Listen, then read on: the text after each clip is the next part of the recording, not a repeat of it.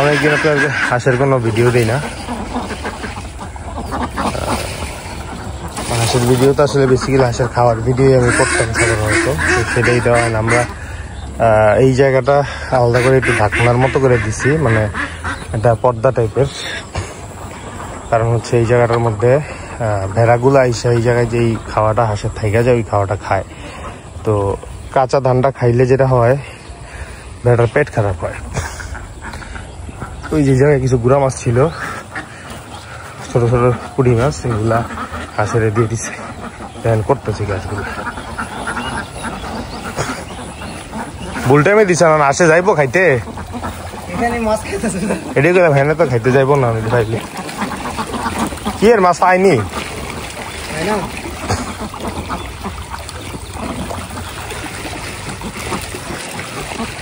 আজকে। এই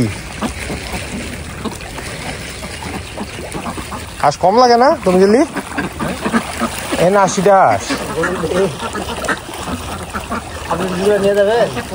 না না, বড়টি তো সিস্টেম করে দিয়েছেন বেচছে।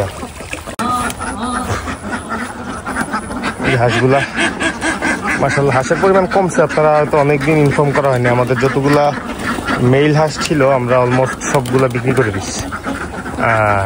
4টা আছে শুধু। আমরা 30টার মতো হাঁস বিক্রি করছি। লোকজন আইসা নিচ্ছে কিছু। এখন মানে ওদেরকে এমনভাবে বিক্রি করতে বলছে যে 10টা হাঁস থাকে, বাট ওরা সেটাও করে নাই। মানে নিজের জন্য যখন একটা হাঁস রাখবো সেটাও হয়নি আসলে, ওরা সবই বিক্রি করে দিচ্ছে। তো হাঁসের পরিমাণ কমাতে খাওয়ার কোয়ান্টিটিটা, খাওয়ার ডিভাইডেশনটা একটু ভালো হবে বা হচ্ছে। তো কোনো গুড নিউজ নাই, 10টা 8টা 10টা 12টা এরকম ডিম পাই। তো জানি না, আমরা এখনো উই আর স্টিল ওয়েটিং যে কবে একটা গুড নাম্বার অফ এগস পাবো। অ্যাটলিস্ট 40টা ডিম পাইতে হবে আমরা যদি আমাদের অ্যাটলিস্ট আমরা আমাদের এক্সপেকটেশনে যেতে চাই। ডেইলি 40টা ডিম না পাইলে আমার কাছে মনে হয় না যে আমরা আমাদের প্রপার কোয়ান্টিটি অফ এগস পাবো। জানি না এটা আদৌ কবে সম্ভব হবে। বাট আমরা খাওয়া দাওয়া এখন 15 কেজি খাওয়া পাচ্ছে হাঁসগুলো প্রতিদিন। 75 থেকে 80টা হাঁস আছে আমার হিসাবে। তো 3 বেলায় 15-16 কেজির মতো খাওয়া পায় আর কি। কিছু কিছু হাঁস এখনো 2-3টা হাঁস আছে একদম ছোট। এই যে এই হাঁসটা, এই যে এখন যে হাঁসটা আসলো প্রতিদিন দিয়ে, ও আসলে ফাইট করে খাওয়া পায় না। ইনফ্যাক্ট ওইভাবে খাইতেও পারে না অন্য হাঁসগুলোর সাথে ফাইট করে।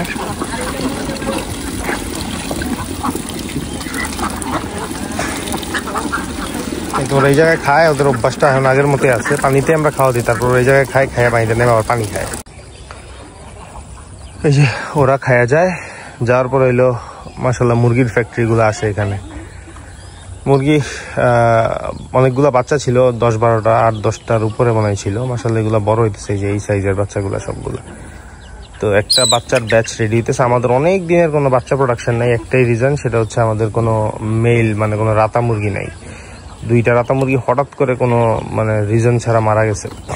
এরপর থেকে কোনো রাতা না থাকার কারণে আমরা কোনো ডিম ফুটাইতে পারতেছি না আর কি। সবই দেখা গেছে যে ডিমগুলা বিক্রি করতেছে ওরা আর কি টাইম টু টাইম, বা আমি আসলে আমি কিছু ডিম নেই। তো যার কারণে নতুন করে বাচ্চা প্রোডাকশন নেই। ইনফ্যাক্ট আরও 1-1.5 মাস হয়তো বাচ্চার প্রোডাকশন হবে না। তো এরপরে হয়তো এই রাতাগুলা যখন একটু ম্যাচিউর হবে তখন এসে হবে। এখানে গরুর ঘরে সারাদিন 2টা রাতা বসে থাকে বাচ্চা, সারাদিন ওইখানে থাকে। ওইখানে একটু খাওয়া দাওয়া পায় গরুর ঘরে, এই পরেটারের সাইডে হয়ে ওইগুলো খাইতে পারে। যে এই জায়গায় তো দেখছেন আপনারা ইয়েগুলো দিছিলাম, তোরা ওদের খাওয়াটা শেষ করে এসে এখানে ফাইন্ড আউট করার চেষ্টা করছে কিছু আছে কিনা। তাই আর কি ওভারঅল সিনারিও। ওই যে দেন বিড়ালের বাচ্চাটা কই উঠছে, এই যে দেখেন দেখছেন অবস্থা। কিছু নাই এই জায়গায়, বাট কোন আশায় যে উঠছে সেই জানে। যাক, শেষ করে দিই ভিডিওটা। আপনারা ভালো থাকেন, দোয়া করেন।